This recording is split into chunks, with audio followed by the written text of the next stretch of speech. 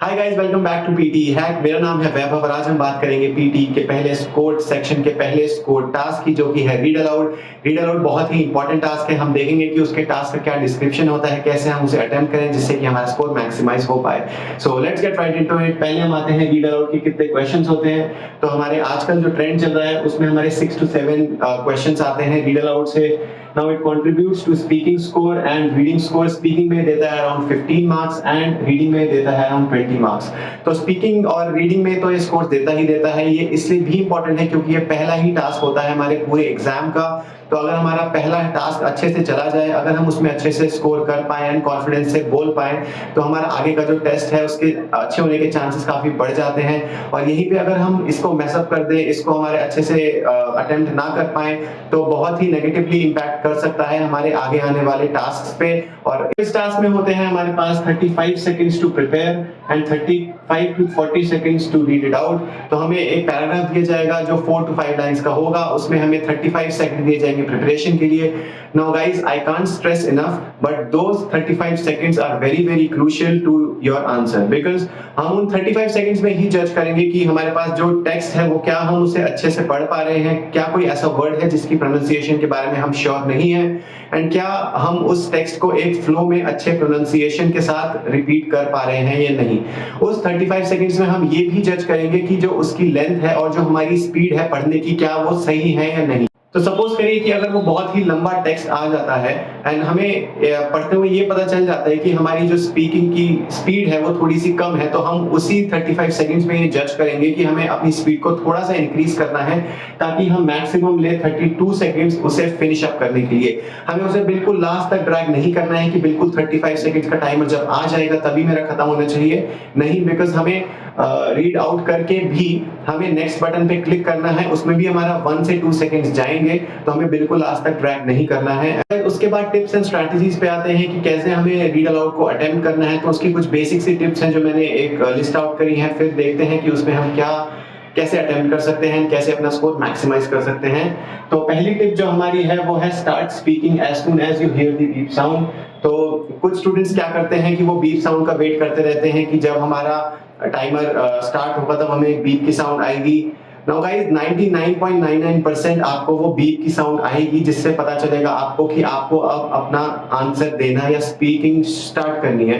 But इसका ये मतलब नहीं है कि आप सिर्फ उस बीप साउंड के लिए ही वेट करते रहें। कभी कभार once in a blue moon एक स्टूडेंट के साथ ऐसा भी हुआ था कि उसको कोई बीप साउंड सुनाई नहीं दी थी एंड वो वेट ही करता रहा था बहुत लंबे टाइम तक, जिससे उसका रीड अलाउड बहुत ही मेस्ड अप हो गया था।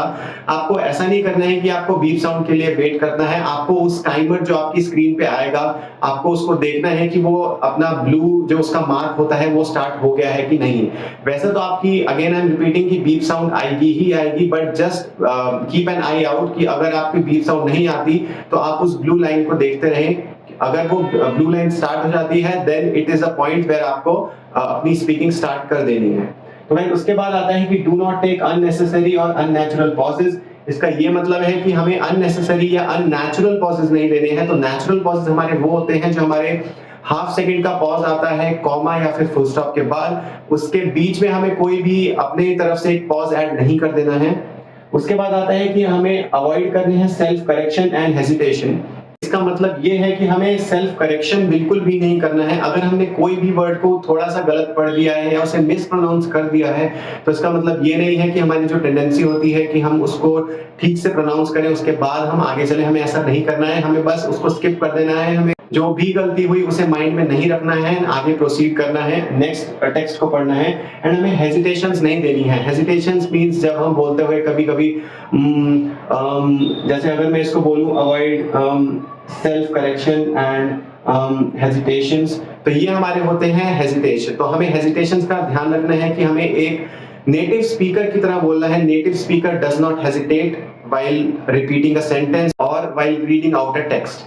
तो हमें ये भी ध्यान रखना है। देन आता है हमारा speak in a moderate pace, do not go too fast. तो गाइस, कुछ स्टूडेंट्स क्या करते हैं कि बहुत तेज बोलने की कोशिश करते हैं, हमें वो बिल्कुल भी नहीं करना। अगर हम बहुत तेज बोलेंगे तो हमारे साथ दो प्रॉब्लम्स हो सकती हैं। या तो हमें शॉर्टनेस ऑफ ब्रेथ हो सकती है, will run out of breath meaning हमें बीच में एक अननेसेसरी पॉज देना पड़ेगा जिसमें हम अपनी कैच करेंगे ब्रेथ को एंड देन हम आगे प्रोसीड कर पाएंगे। एंड उससे ये भी हो सकता है कि क्या पता कंप्यूटर वो जल्दी वो सारे के सारे वर्ड्स क्लियरली ना पिक कर पाए, in spite of the fact कि आप उसे क्लियरली बोल रहे हैं। अगर आपके तेज बोलने की वजह से ये भी हो सकता है कि आप इतना तेज बोल रहे हैं कि कंप्यूटर उसे पिक नहीं कर पा रहा। तो हमें एक मॉडरेट पेस में बोलना है, एक कंफर्टेबल पेस में बोलना है। नेटिव स्पीकर बोलता है या फिर जैसे हम अपनी नेटिव लैंग्वेज में बोलते हैं, हिंदी, पंजाबी, मराठी या जिस भी लैंग्वेज में हमें कमांड होती है हम उस पर नेटिवली जिस तरीके से बोलते हैं, जिस नेचुरल टोन और नेचुरल पेस में बोलते हैं, हमें उसी तरीके से इसमें भी बोलना है।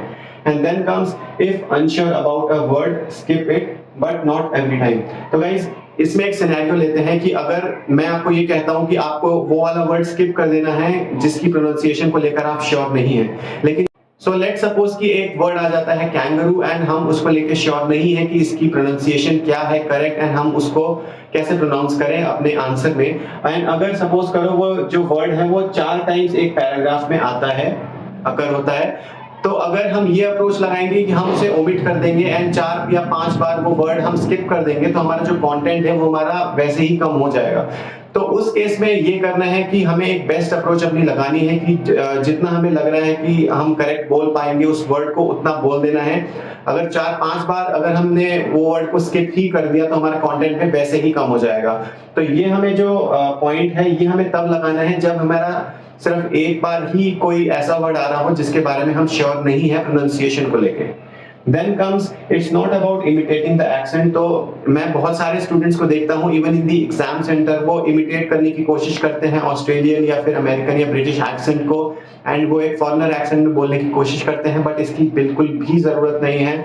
जो पीटी का एल्गोरिथम है वो इस तरीके से डिजाइन है कि वो सारे के सारे एक्सेंट को, चाहे वो इंडियन एक्सेंट हो, चाइनीज हो, नेपालीज हो या कोई भी एक्सेंट हो, उसे अच्छे से पिक कर लेगा। तो हमें अपने नेचुरल एक्सेंट में ही बोलना है, किसी के भी एक्सेंट को या फिर जो कंप्यूटर बोल रहा है उसके एक्सेंट को बिल्कुल भी कॉपी करने की कोशिश नहीं करनी अपने answer. And last but not the least guys, एक फाइनल टिप ये है कि 3 सेकंड्स रूल हमें ध्यान में रखना है।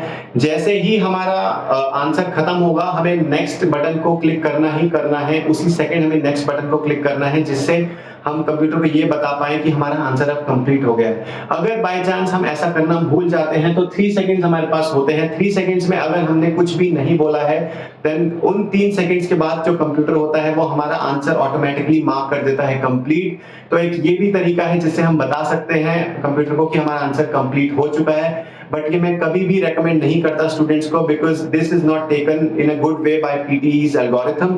सो हमें करना ये है कि once we are done with our answer we just have to click on next so that computer knows कि अब हमारा आंसर हो गया है complete and now we are ready to move on to the next answer.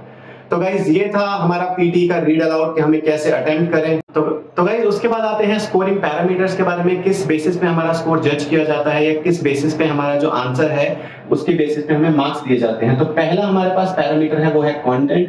Content मतलब वही है कि जो हमारा एग्जैक्टली लिखा हुआ है हम एग्जैक्टली वही बोल पा रहे हैं या नहीं।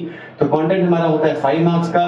Then comes fluency. Fluency is again of 5 marks. Fluency मतलब ये होता है कि हम एक अननेसेसरी पॉजेस या फिर अननेचुरल पॉजेस को एंड हेसिटेशंस को अवॉइड करके क्या हम एक फ्लुएंटली एक फ्लो में बोल पा रहे हैं उस पूरे के पूरे टेक्स्ट को just like a native speaker. तो फ्लुएंसी के भी हमारे 5 मार्क्स होते हैं। Then comes pronunciation. प्रोनाउंसिएशन का मतलब होता है गाइस कि हमें सारे के सारे वर्ड्स का जो प्रोनाउंसिएशन है वो क्लियर है, कोई भी वर्ड्स को हमने मिक्स नहीं कर दिया है। जैसे अगर मैं किसी 2 वर्ड्स की प्रोनाउंसिएशन को बिल्कुल जोड़ दूंगा, जैसे एक वर्ड है हमारे पास टू एंड एक हमारे पास है वुड, तो मैं उसको टू सेपरेटली बोलना चाहूंगा और वुड सेपरेटली बोलना चाहूंगा। मैं उसको टू वुड अगर बोल दूंगा तो उसकी प्रोनाउंसिएशन ना टू की वो लेगा ना वो वुड की लेगा। तो हमें ये ध्यान रखना है कि जो प्रोनाउंस कर रहे हैं हम तो वो ईच वर्ड क्लियरली होना चाहिए एंड 2 वर्ड्स के प्रोनाउंसिएशन के बीच में गैप होना चाहिए, तभी आपकी प्रोनाउंसिएशन में मार्क्स अच्छे आएंगे एंड तभी कंप्यूटर को पता चलेगा कि आपने 2 क्लियरली डिस्टिंक्ट वर्ड्स को प्रोनाउंस किया है। All for today's video. I hope आपको ये वीडियो इंफॉर्मेटिव लगा होगा। मैं एक बार फिर से रिपीट करना चाहता हूं कि रीड अलाउड हमारा बहुत इंपॉर्टेंट इसलिए तो है ही कि ये हमारा स्कोरिंग स्पीकिंग में भी देता है एंड रीडिंग में भी देता है, बट ये हमारा कॉन्फिडेंस बूस्ट अप करने के लिए बहुत ही ज्यादा इंपॉर्टेंट टास्क है। अगर ये वाले हमारा टास्क अच्छे से चला जाता है तो जो आगे के टास्क है उसके लिए हमें डेफिनेटली कॉन्फिडेंस हमारा एक बूस्ट अप हो जाएगा। एंड वहीं पे अगर हमारा रीड अलाउड जो है वो मैसअप हो गया या फिर रीड अलाउड में हम अच्छा नहीं कर पाए तो ये बहुत ही नेगेटिवली इंपैक्ट करेगा हमारे आगे आने वाले टास्क एंड आगे आने वाले सेक्शंस को। तो मेक श्योर आप रीड अलाउड की अच्छे से प्रैक्टिस करें। It looks quite simple but it can be daunting to some students, तो मेक श्योर आपकी प्रैक्टिस बहुत ही ज्यादा एप्रोप्रिएट होनी चाहिए। So until next time, hasta la vista।